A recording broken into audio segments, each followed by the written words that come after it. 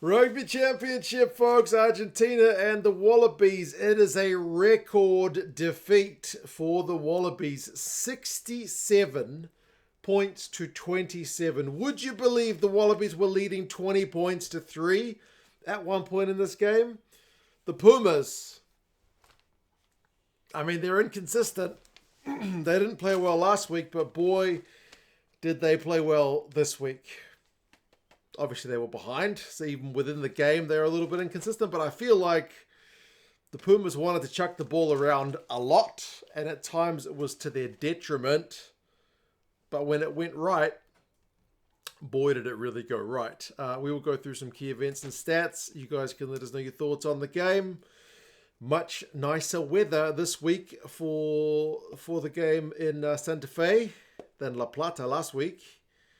And the game started off pretty well, man. The Wallabies look way better when Bell and Tupou are on the pitch. Physically, they just seem to be able to front up a lot more. It seems like a massive drop-off. I don't want to put it just on that because, as I said, you got to give a lot of credit to the Argentinians. Once they got their passing to stick, they were a really hard team to stop. They were spinning it basically from the get-go. They managed to get themselves the first points of the game after an advantage, again, from spinning it. They were playing some wide ball, 3 points to 0 from a penalty. Montoya had a no-arms tackle when the Australians had their first attack, so the Australians managed to get a penalty, so 3 points apiece. Tentative start, that's the way a test match usually goes. Then Argentina, from their next chance, interestingly decided no longer to opt for threes. They would go for touch, but ended up losing the ball forward. Australia had some nice kind of enterprising counter-attacking play with Jorgensen and whatnot out wide, but nothing came from that. You had Taniela Tupou running down the left wing at one point for the Australians, but both sides couldn't really get that kind of killer blow. There were knock-ons, there were turnovers. It was kind of tentative. Then we saw the first try of the game. It comes from the Australians. It's Tizano. And it's cracking play that builds up to it, man. Donaldson with the line break. Remember, Donaldson stepped in for Lolosio. And in the first half in particular, I was thinking, yes, let's play Donaldson every week. He's playing really well. Line break, you got Jorgensen down the right wing. You got Angus Bell with the footwork. You got Corbett going close. And then Tizano just burrowing over for the try. He looked a bit confused to be given the try, like he might have been doing a double movement. But maybe it was just the refs' way of saying that you have not been penalised instead of saying it is a try. That was kind of confusing. 10 points to 3. The Aussies are in front. Can the Aussies catch the resulting restart from their try, which is where they struggled last week? No. They mucked up the restart and it looked like the Argentinians had punished straight away, but Kremer's try was chalked off for a bit of obstruction. So the TMO kind of came to the rescue of the Aussies for that one. And Argentina just kept giving away penalties at the breakdown. Australia were able to opt for another 3, so 13-3 lead. Argentina still trying to play it bold, still trying to kind of, play attacking, enterprising rugby, run it out their own 22. And the Aussies were just playing kind of relatively smart territorial rugby and then looking for those opportunities when they came up. In the Argentinian half, they had one of those chances. They switched to the short side. You had Gordon, Donaldson linking up, Jorgensen and Callaway with the nice 1-2. Try time. Down the blind side, man. 20 points to 3. I was thinking this is not how I predicted it to go. Because Argentina, after poor performance last week, are supposed to bounce back with good performance. But obviously the game was still not over. We weren't even at the half an hour mark. Argentina did manage to hit straight back. And it was a heck of a play. Malia had a hell of a game. Jake Gordon, under the pressure of the referee telling him to use it, put in a pretty nice box kick, just goes over the touchline. But Malia does the trick where he jumps from outside the field of play, catches the ball, comes into the field of play to keep it live. They spin it wide left after he keeps it in from the right wing. Albano's up and under. It's Malia who chases it. Matera is able to have a big carry not long after. Stand up in the tackle, offload to Mateo Carreras, try time, 20 points to 10. That try was magic. Malia, a couple of big involvements in that one. And then Montoya scored in his 100th game. The intensity from the Argentinians had really, really improved. And it was interesting because they'd had a penalty not long before that, they had opted not to go for a line-out maul.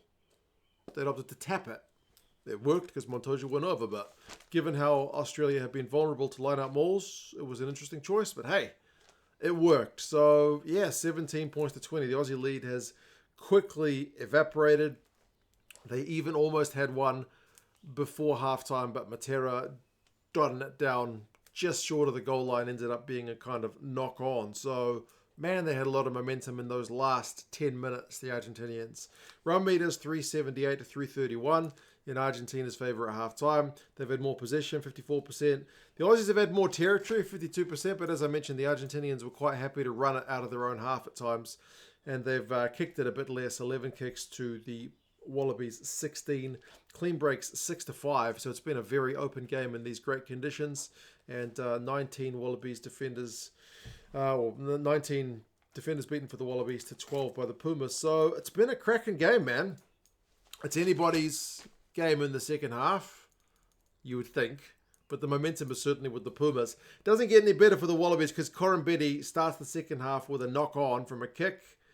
It just gives the Argentinians scrum opportunity, which wins a penalty. They do go for the line-out maul, but Frost is able to disrupt that one. So, holy moly, the Wallabies actually managed to stop a line-out. It was cracking stuff. And then they just needed to exit. The Wallabies just needed to exit. NASA won a turnover on their own goal line, but then the next carry, Valentini just got driven back over his own goal line. So 5-meter scrum. And the Argentinians were able to go in front. Oviedo went close, and Juan Martín Gonzalez ends up going over. So that takes the lead, 24 points to 20. And the Pumas aren't going back behind again after that lead. Their forward dominance, man, just ramps up from there. They're able to get a big scrum. Sinti goes close. Matera does get his try of the game with a pick and go, 31-20. McDermott kicks a box kick out on the full, which is just outside his own 22, which again puts them under a bit of territorial pressure. They concede a penalty. The Pumas opt to take the kick because that takes it to a 34 points to 20 lead. So it's a 14-point lead. 2 scores for the 2 converted tries just for the Wallabies to get back to draw territory. Argentina from turnover ball. Bejo, they go wide right, and then they pop the ball to Oviedo, who scores 41-20. It's just all Pumas. I mean, Albanaz even puts in a nice try-saving tackle on a rampaging Mariki Corambetti. So it is not going at all well for the Wallabies. McDermott does get a quick kind of tap penalty where he goes through a couple of Argentinian defenders after a scrum penalty had been awarded to the Wallabies. They probably should have stopped on the Pumas, but he goes over, so 41-27. Can the Wallabies get back in the game? Maybe. Does that stop the momentum? No, it is just a ripple because the wave of the Argentinians just come back. They get a try pretty much immediately in return through Malia. Wide ball. The steps, Santiago Carreras to Malia with the try.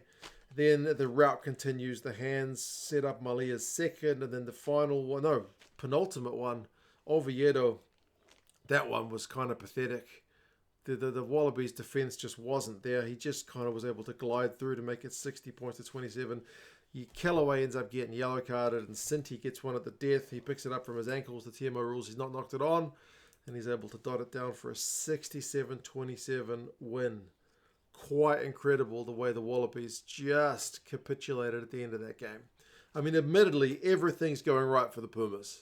They are chucking it around and those passes are sticking. They're breaking tackles, but not good enough.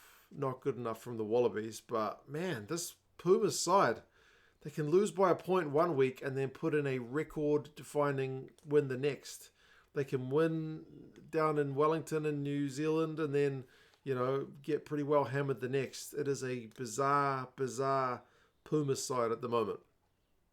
They're still in a shout of the Rugby Championship title itself, but they would need to beat the South Africans twice, and I think deny them bonus points and get a couple of bonus point wins or something. They would need to get at least 19 points, and they're on 10, and the Box are on 18, so it's very unlikely. Imagine if they'd won last week. But anyway, Possession finishes 57-43, territory 53-47. A lot more of those numbers for Argentina second half, 60+% possession. Run meters 780 to 482. Defenders beaten 30 to 24. Clean breaks 14 to 6. There's holes in the Aussie defence. Offloads 17 to 2. And the Wallabies conceded 10 penalties to 5. Malia, 94 metres, 5 clean breaks, 2 defenders beaten. Mateo Carreras, 117 metres, 5 defenders beaten, 2 clean breaks. Juan Martin Gonzalez, 58 metres, 2 defenders beaten, 2 clean breaks, 12 from 13 tackles. Goodness me. Callaway had over 100 metres. Tizano had 17 tackles, but as I mentioned, not great from the Wallabies, especially in that second half. They were playing all right for a while, and as I said, the Pumas were chucking it around from the start of the game. And when it wasn't sticking, it was putting them under pressure. But when it did stick, it was just unplayable for the Wallabies guys. And it sounds stupid to say it, but I did like a few of the moments where the Wallabies just seemed to be able to play a bit of heads-up rugby. And their attack looked sharper than it has in many of the other games. Especially like, the Callaway try and the setup for the Tizano try were actually kind of nice bits of play. But way more concerns about the way the second half went than the positives of the first. Argentina, how are you going to go against South Africa? Wouldn't surprise me at this rate. Just didn't get 1 win, 1 loss. But the Boks are looking pretty bloody good as well. You guys let us know your thoughts. Subscribe to the channel if you want more rugby content. There will certainly be more on the way. Let us know your thoughts on the game. And I'll talk to you guys again soon. See you later.